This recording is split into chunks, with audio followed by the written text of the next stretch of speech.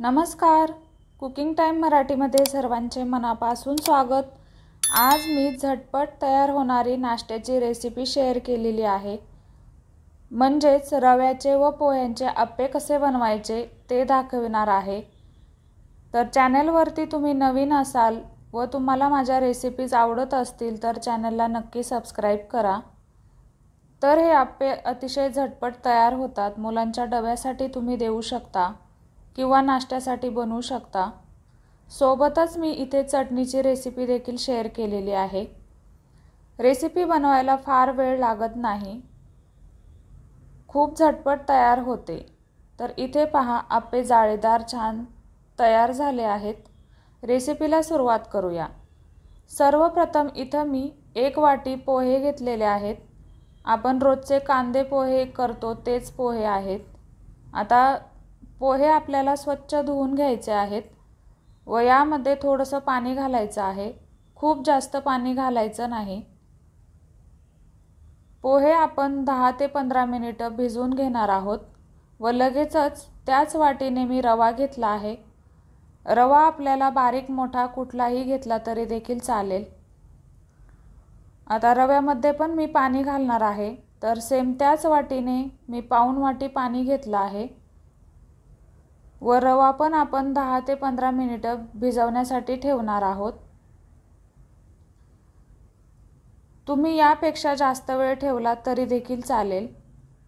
पोहे भिजवताना फक्त पोह्यांमध्ये जास्त पाणी घालायचं नाही. तर आता हा रवा आपण साईडला ठेवून देऊया.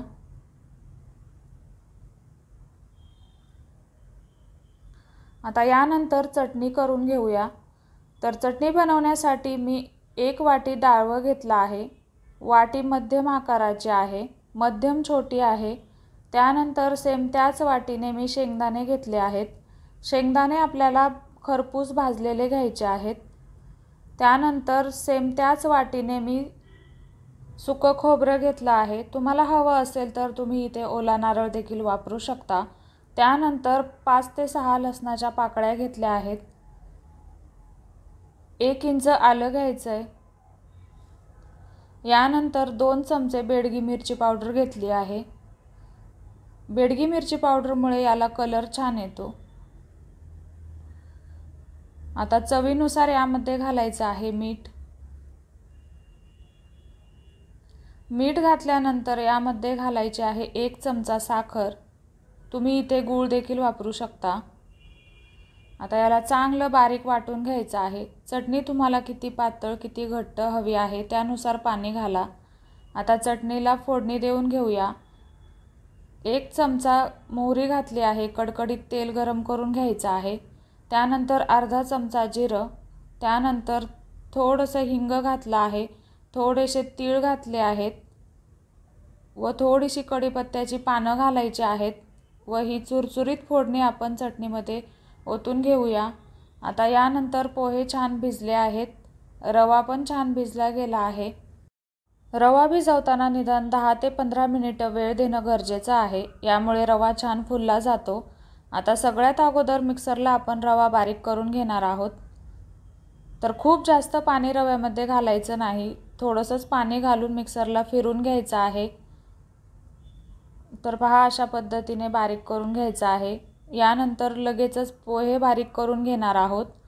तर पोहे बारीक करताना यामध्ये पाणी घालायचं नाही. चालू बंद करत हे पोहे आपण मिक्सरला फिरून घेणार आहोत. पोह्यांमध्ये पाणी घातलं तर मिश्रण पातळ होईल. तर यामध्ये पाऊण वाटी दही घालायचं आहे. अंदाजे 4 मोठे चमचे दही असेल. तुम्हाला जर दही घालायचं नसेल तर तुम्ही स्किप करू शकता.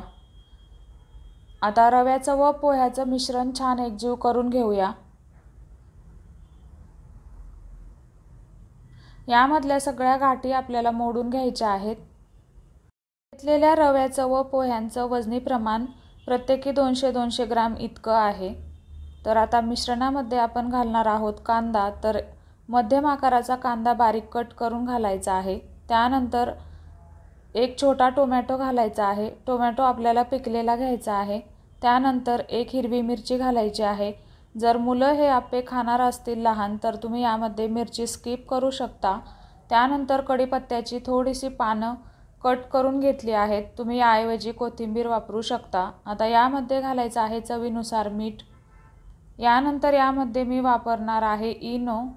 तर इथे मी रेग्युलर इनोचं पॅकेट घेतलं आहे. तुम्ही लेमन फ्लेवरचं देखील घेऊ शकता.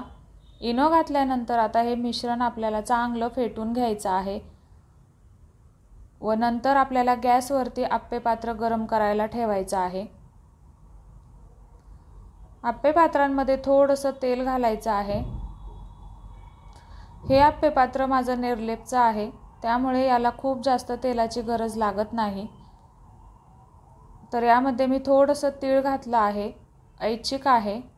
आता यामध्ये थोडं मिश्रण घालायचं आहे. खूप जास्त मिश्रण घालू नका किंवा खूप पण कमी घालायचं नाही.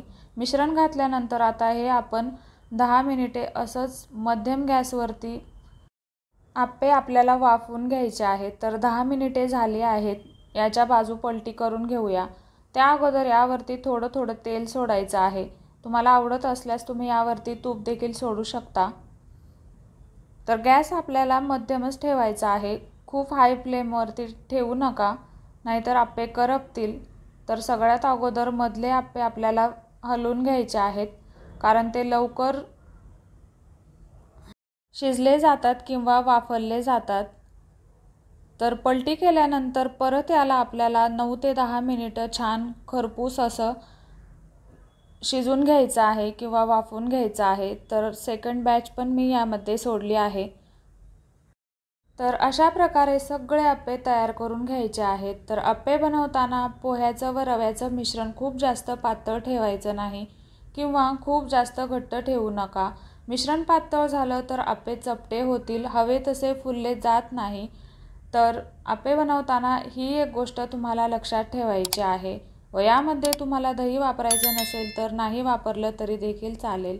तर कशी वाटली तुम्हाला आजची रेसिपी? आवडल्यास व्हिडिओला लाईक करा, शेअर करा व चॅनलला नक्की सबस्क्राईब करा व रेसिपी आवडल्यास कमेंट करून नक्की सांगा.